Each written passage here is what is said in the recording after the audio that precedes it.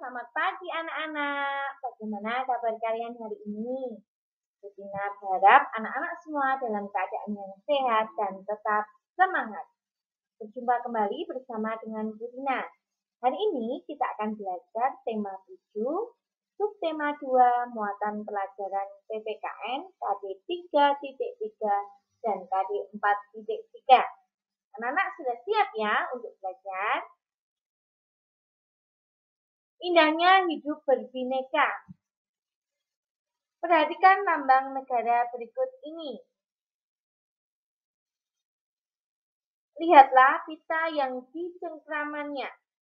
Pada pita itu tertulis kalimat Bhinneka Tunggal Ika.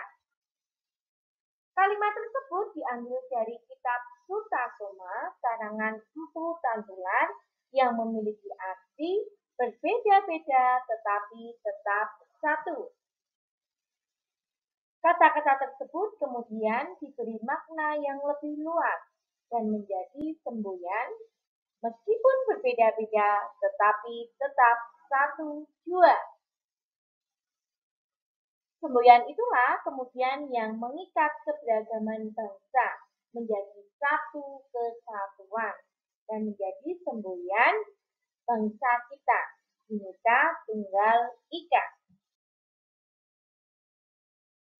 Untuk menerapkan nilai-nilai Bhinneka Tunggal Ika, kita harus menyadari perbedaan itu merupakan suatu anugerah dari Tuhan Yang Maha Esa yang harus kita syukuri, anak-anak. Dengan demikian, kita tidak perlu berselisih hanya karena perbedaan yang ada, melainkan kita harus mensyukuri perbedaan itu dengan cara menghormati dan menghargai orang lain.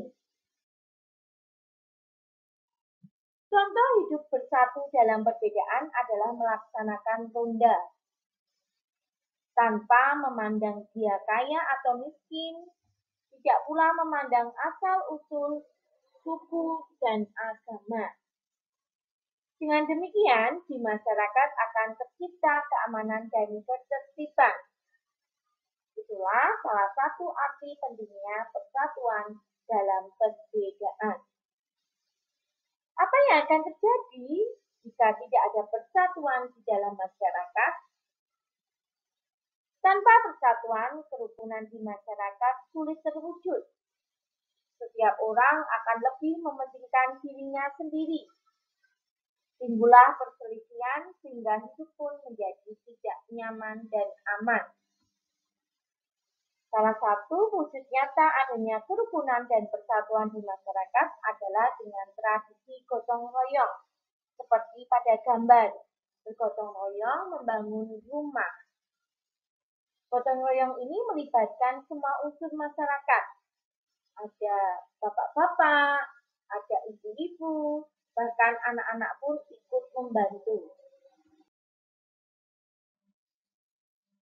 Menjelaskan unsur-unsur kebudayaan suku bangsa Indonesia.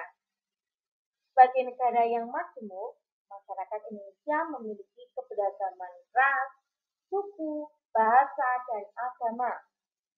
Kita harus memelihara keberagaman tersebut dengan belajar memahami perbedaan unsur kebudayaan yang ada dalam masyarakat. Unsur-unsur kebudayaan itu antara lain yang pertama adalah religi atau kepercayaan. Di Indonesia diakui adanya 6 agama resmi, yaitu Hindu, Buddha, Islam, Katolik, Kristen, dan Konghucu. Semuanya dapat mengembangkan sikap toleransi dan kerukunan umat beragama. Yang kedua adalah mata pencaharian. Kita tahu bahwa negara Indonesia memiliki keragaman alam yang menyebabkan mata pencaharian masyarakatnya juga beragam. Sebagian penduduk Indonesia bekerja sebagai petani. Ada juga yang bekerja sebagai nelayan dan mengandalkan perikanan. Ada pula yang bekerja sebagai pedagang, peternak, pekerja jasa, atau bermata pencaharian yang lain.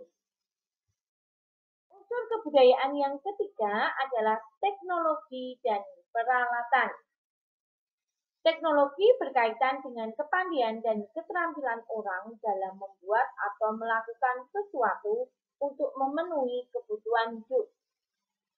Teknologi yang sudah ada sejak zaman dahulu hingga sekarang ini, seperti teknologi dan peralatan senjata, wadah, alat angkut, tempat berlindung, alat pembuat makanan dan minuman, serta pakaian dan perhiasan.